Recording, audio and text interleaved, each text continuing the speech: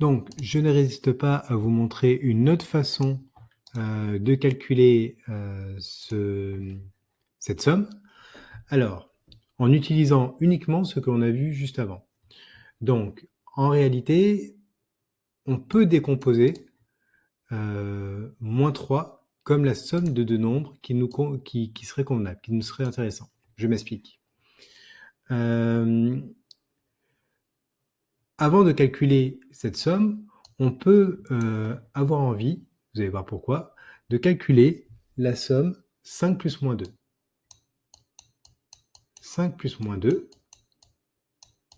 eh bien, il est assez simple de voir que si 5 plus moins 3, ça fait 2, alors 5 plus moins 2, ça fait 3. Pourquoi? Eh bien, je peux tout à fait décomposer 5 comme étant égal à 3 plus 2. Et dans ce cas-là, lorsque je vais lui additionner moins 2, ces deux-là vont faire 0, il va me rester 3. D'accord? Une autre façon de voir la chose, c'est que ici, à 5, je lui ajoute un nombre qui est petit, j'obtiens 2. Lorsque au même nombre 5, je lui ajoute un nombre qui est une unité plus grande, c'est-à-dire moins 2, le résultat est vraisemblablement une unité plus grande, donc au lieu d'être 2, c'est 3. Voilà. D'accord.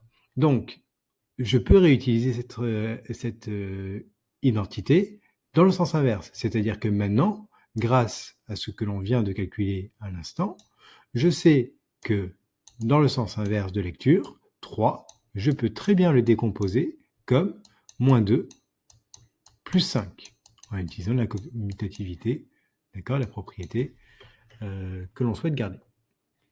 Très bien, donc ici, mon 3, ce n'est rien d'autre que moins 2 plus 5, et calculer 3 plus moins 5, ce n'est rien d'autre que de calculer moins 2 plus 5 plus moins 5. Et vous voyez qu'on a fait apparaître une décomposition intéressante, puisque 5 plus moins 5, ces deux nombres étant 5 et moins 5 étant opposés, 5 plus moins 5 est une somme nulle, et donc il me reste bien que cette somme vaut moins 2. D'accord? Le dernier nombre qui me reste ici. Voilà, c'était une rapide vidéo juste pour vous montrer que on pouvait voir les choses de cette manière-là et réutiliser ce que l'on venait de voir au point 1 et 2.